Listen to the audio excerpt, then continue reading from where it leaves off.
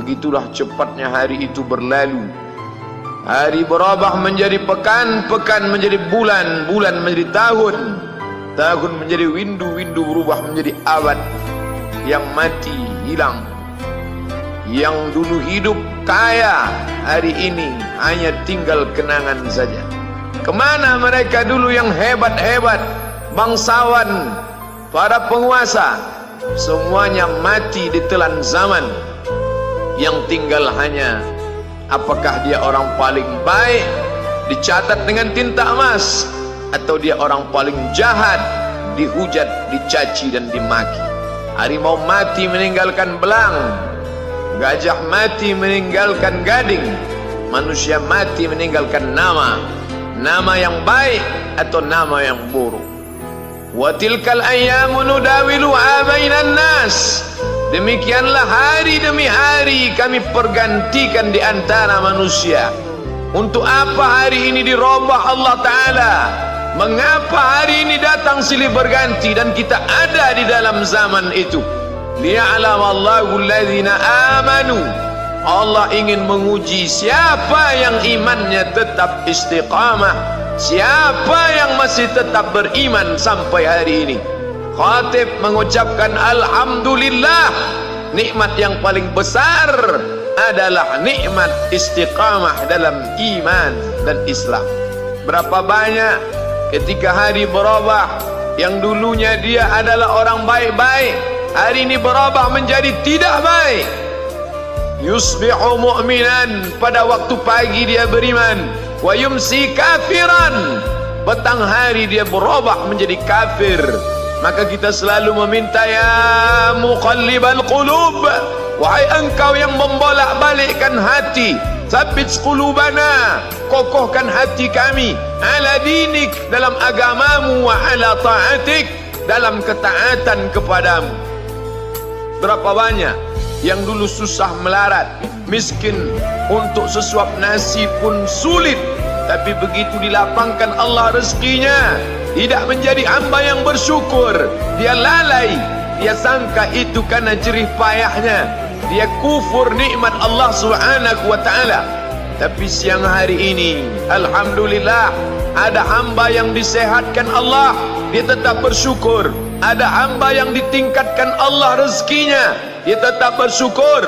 Ada hamba yang dinaikkan Allah kuasanya, dia tetap bersyukur.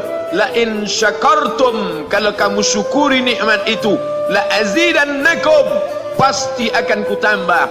Wala in kafartum, tapi ingat, kalau kamu kufur, kamu ingkar, inna azabi lasyadid, azabku amat sangat hebat, amat sangat dahsyat, amat sangat mengerikan. Berapa banyak orang di masa lalu mati dalam azab Allah Subhanahu wa ta'ala. Tapi itulah manusia, diambil dari kata nasya, lupa. Dia tidak pernah ingat apa yang pernah ditimpakan Allah kepada kaum-kaum sebelumnya.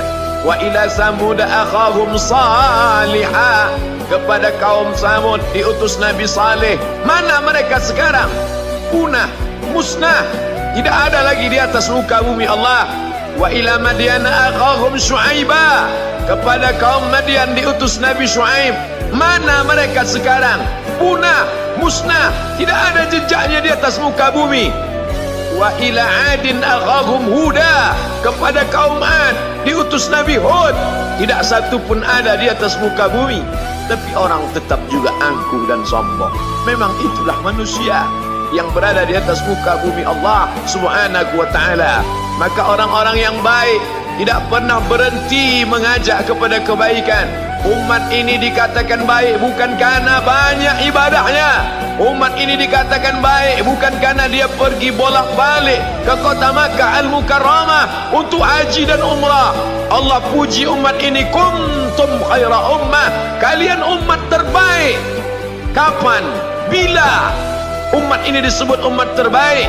Ta'muruna bil ma'ruf, ketika engkau sanggup mengingatkan saudaramu dalam kebaikan. Pagi ingatkan tentang siang, siang ingatkan tentang petang, petang ingatkan tentang malam, malam ingatkan bahwa esok pagi kita tetap berbuat baik. Wa tanhauna 'anil munkar, larang mereka dari perbuatan mungkar. Maka hari-hari yang sudah kita lewati di masa yang lalu, sanggupkah akan pulang kembali? Pepatah Arab mengatakan lan tarji'al ayyamul lati madat, yang lalu tak dapat terulang kembali. Apakah semua itu berlalu begitu saja? Tidak ada yang percuma, tidak ada yang gratis, tidak ada yang sia-sia. Semua akan diminta pertanggungjawaban di hadapan Allah Subhanahu wa ta'ala. Sejak kita tegak di atas muka bumi ini, sejak kita diberikan nafas, diberikan hidup, diberikan nyawa, maka sejak itu kita ditanya, apa khalaqnakum abatha? Apakah kalian kami ciptakan sia-sia? Apakah kami sangka? Apakah kamu semua menduga bahwa kami menciptakan kamu lalu kamu tidak akan kembali menghadap kami? Semua akan diminta pertanggungjawaban di hadapan Allah Subhanahu wa ta'ala.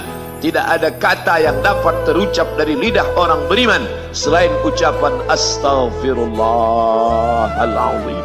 Ampunkan segala dosaku di masa yang lalu. Aku lalai dan lupa ya Allah. Kami termasuk orang-orang yang menghilangkan usia kami ya Allah. Kami tak tahu ke mana umur kami selama ini. Berapa jam untuk perbuatan dosa, berapa untuk perbuatan maksiat. Padahal ketika tiba masanya, kami semua akan menghadapmu, dan pada saat itu semua akan dihitung menit demi detik. Detik semuanya tak ada yang dapat dari luput panggilan Allah Subhanahu wa ta'ala. Tidak ada yang lepas daripada pengawasan. Inna alaikum lahafizin. Bersama kamu ada malaikat hafazah kiraman mulia, katibin mencatat, ya'lamuna ma taf'alun. Dia tahu semua yang kamu lakukan. Betapa waktu-waktu yang lalu itu tak dapat kita tebus dengan apapun selain kita perbaiki di masa yang akan datang. Tingkatkan kualitas salat berjamaah, tingkatkan membaca Al-Quran.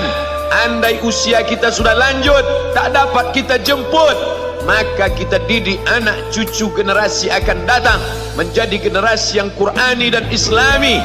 Sab'atun yudhilluhumullah, ada 7 di antara yang dapat naungan Allah.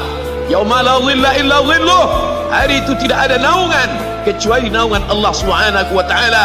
Di antara yang mendapat naungan itu adalah syabun, anak muda, nasya'a fi ibadatillah, anak muda yang tumbuh beribadah kepada Allah Subhanahu wa ta'ala. Andai masa muda kita penuh dosa, andai masa muda kita penuh narkoba, andai masa muda kita penuh zina, wal iyadzubillah wa na'udzubillah, jangan sangka Allah tutup pintu taubat.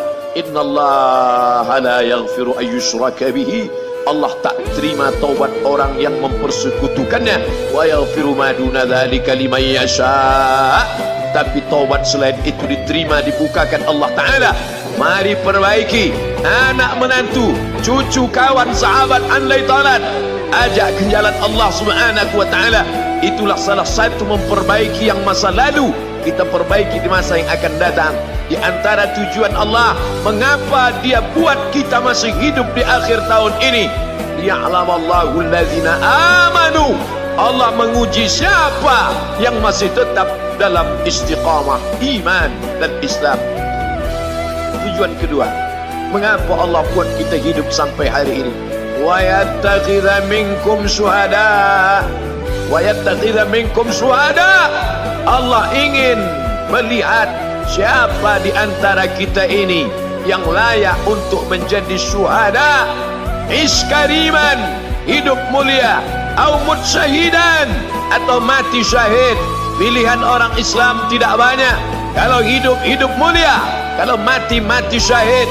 Jangan hidup hina, mati terlunta-lunta, tidak diterima Allah Subhanahu wa ta'ala. Hidup mulia atau mati syahid dipersaksikan oleh para malaikat. Man kharaja fi talabil ilmi, siapa yang keluar rumah dengan niat menuntut ilmu, fahuwa fi sabilillah, maka dia seperti orang yang berjihad fi sabilillah, yang jauh meninggalkan kampung halaman, menuntut ilmu di perantauan. Jangan kau sangka kau anak yang terbuang, engkau adalah seorang syahid. Andai mati dalam perjalanan, maka matimu adalah seorang yang mati syahid. Mencari rezeki yang halal, meninggalkan anak dan istri, demi untuk memberikan nafkah, menjaga diri dari riba, menjaga diri dari haram, menjaga diri dari syubhat. Ditinggalkan anak yang masih kecil, istri yang memerlukan kasih sayang.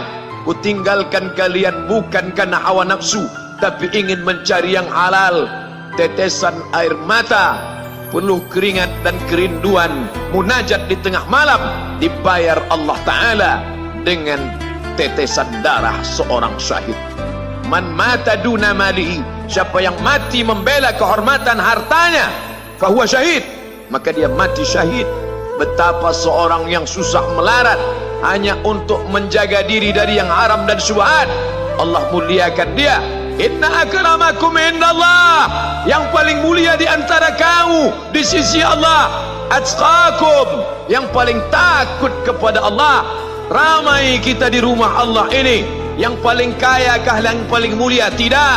Yang paling ganteng dan paling hebat kuasanya kah yang paling mulia? Bukan. Yang paling berilmu, buya, kiai, ulama, apakah dia yang paling mulia? Tidak ada jaminan. Tapi yang paling takut kepada Allah Subhanahu wa ta'ala, takut terjerumus dalam riba, takut terjerumus dalam syubhat, takut makan haram, sehingga dia biarkan dirinya dalam kesusahan, susah dalam pandangan manusia, melarat dalam pandangan orang kaya, tapi hidup mulia dalam pandangan Allah, para malaikat, nabi dan rasul. Hari ini orang itu dikatakan bodoh, hari ini dia dikatakan goblok, hari ini dia dikatakan kamu tolol sekali. Mengapa tidak kamu pakai kekuasaanmu? Mengapa tidak kamu pakai kesempatan? Hidup hanya sekali, pakailah sesuka hati. Tapi dia takut kepada Allah Subhanahu wa ta'ala. Pagi dan petang dia katakan, Allahumma ajirna minan nar, Allahumma ajirna minan nar, Allahumma ajirna minan nar. Selamatkan kami, aku, istriku, anakku, keluargaku dari api neraka ya Allah.